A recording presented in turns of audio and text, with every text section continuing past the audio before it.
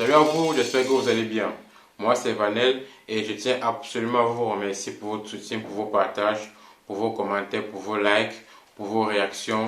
Parce que grâce à vous, à l'instant où je vous parle, nous sommes à plus de 100 abonnés sur la page Facebook Vanel Faudieu. Et vraiment, je suis vraiment reconnaissant. Pour ceux qui ne sont pas encore abonnés, je les invite à le faire afin de ne rater aucune nouveauté, aucune vidéo. Aujourd'hui, je partage avec vous les 3 choses à faire pour ne plus avoir à procrastiner. C'est-à-dire pour ne plus avoir à repousser à demain ce qui est très important pour vous.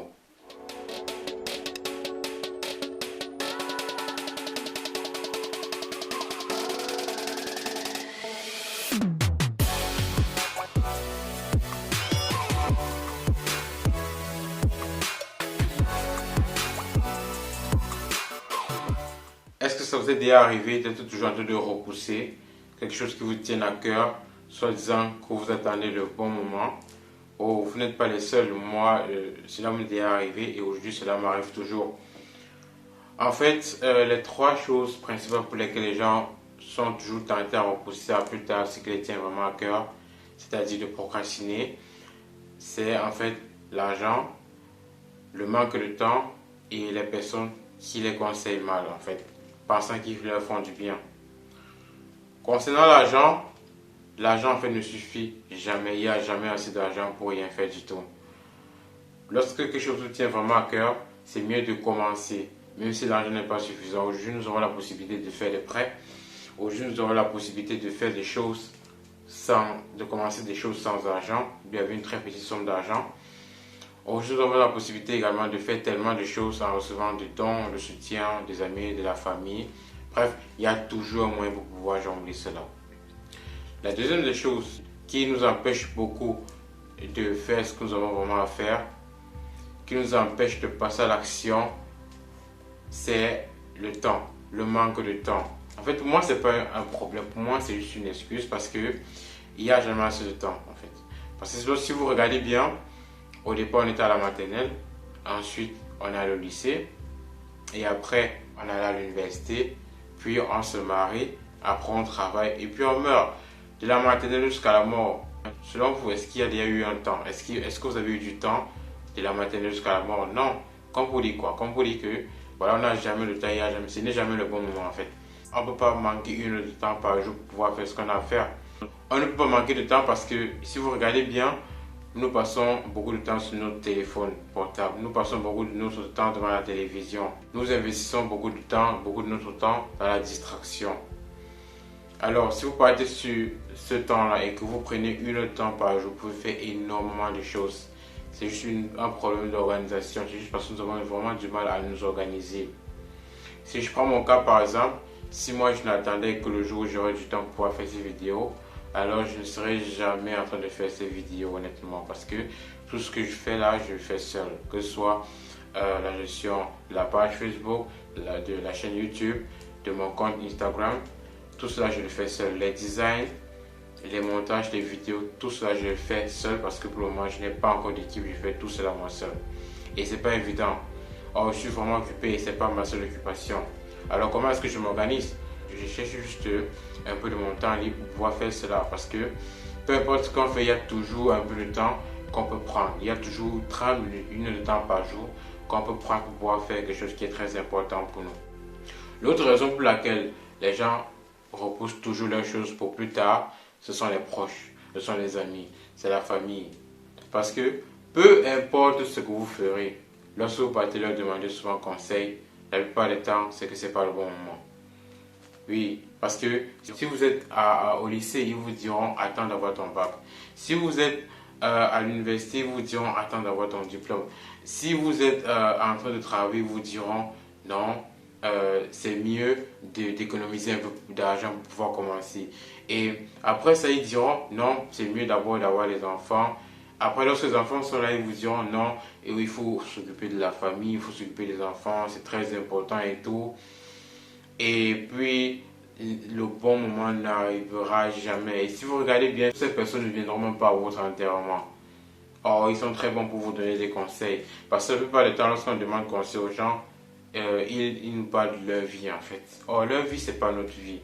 nous devons parfois faire, nous devons souvent faire ce que notre cœur nous demande de faire, ce que notre cœur nous dit de faire. Je ne demande pas de ne pas demander conseil, en fait. Je ne dis pas de ne pas demander conseil, mais avant de demander un conseil, sachez d'abord ce que vous voulez. Parce que si vous partez demander conseil sans toutefois d'abord savoir ce que vous voulez, vous serez mal orienté et vous pourrez mal interpréter les choses. C'est vrai que être entêté et être têtu, c'est pas une très bonne chose. Mais honnêtement, parfois, ça vaut vraiment la peine d'être entêté, ça vaut vraiment la peine d'être têtu. Parce que c'est mieux de prendre une mauvaise décision qui vient de nous-mêmes, qui vient de notre cœur, que de prendre une mauvaise décision étant inspiré par quelqu'un d'autre. Oui, c'est vraiment important parce que si vous voulez faire quelque chose et que vous avez peut-être fait ce que l'autre vous a demandé de faire et qui ne venait pas vraiment de vous-même, et cela se passe mal, alors ça fait vraiment mal. Ça fait mal vraiment de savoir que ce qu'on a fait, dont on a commis l'erreur, en fait, l'idée venait d'une autre personne et pas de nous.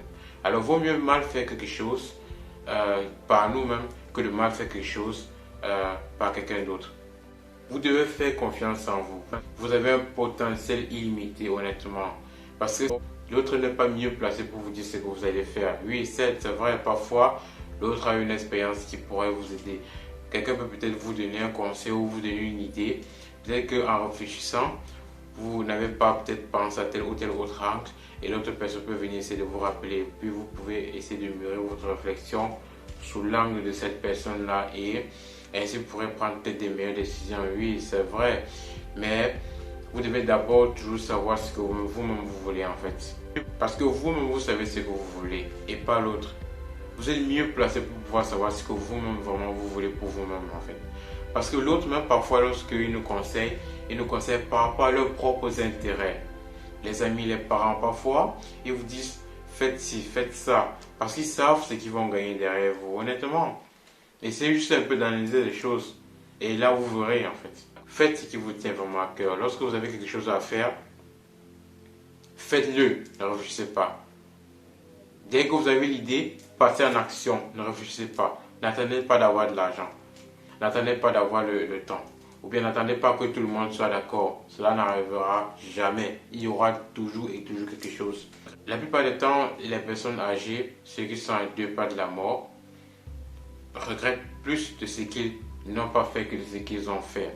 Comme je le dis toujours, il vaut mieux avoir des remords, que des regrets. Parmi ces personnes âgées, il y en a beaucoup qui disent bon voilà, j'ai vraiment mal fait d'écouter telle personne, telle autre personne, m'a mal conseillé, j'aurais dû vraiment faire ce que j'avais à faire, je n'ai pas fait, là maintenant il se fait tard. Et il faut les voir comment ils coulent les larmes, il faut les voir comment ils souffrent énormément. Vraiment, attendre le bon moment, c'est une mauvaise erreur, cela n'existe pas. Vaut mieux faire quelque chose au mauvais moment que de ne même pas faire cette chose-là, honnêtement. Je vous assure. Parce que vous avez la possibilité de choisir ce que vous allez faire. Vous avez la possibilité de choisir, de prendre des décisions dans votre vie. Mais vous n'avez pas la possibilité même de choisir votre cercle. Vous n'avez pas la possibilité de choisir le jour de votre mort. Parce que là maintenant, lorsque vous regardez cette vidéo, vous n'êtes même pas sûr qu'après les 5 minutes après avoir regardé cette vidéo, vous serez même encore en vie. Vous n'êtes pas sûr parce que cela ne dépend pas de vous. Mais au moins vous êtes sûr et vous avez le pouvoir de décider ce que vous ferez après cette vidéo. Alors, après cette vidéo, la chose que vous voulez vraiment faire pour vous-même, essayez d'analyser ce qu'il y a à faire. Essayez d'analyser, regardez ce qui vous empêche vraiment de passer en action et passer en action. Ne réfléchissez pas. Si vous réfléchissez, vous perdez votre temps. En réfléchissant, vous utilisez votre intelligence juste pour pouvoir trouver les raisons pour lesquelles ça vaut vraiment la peine de repousser à plus tard. Alors, ce n'est pas la peine de réfléchir. Sur ce, prenez vraiment bien soin de vous. Merci d'avoir regardé cette vidéo et à la prochaine. Ciao, ciao.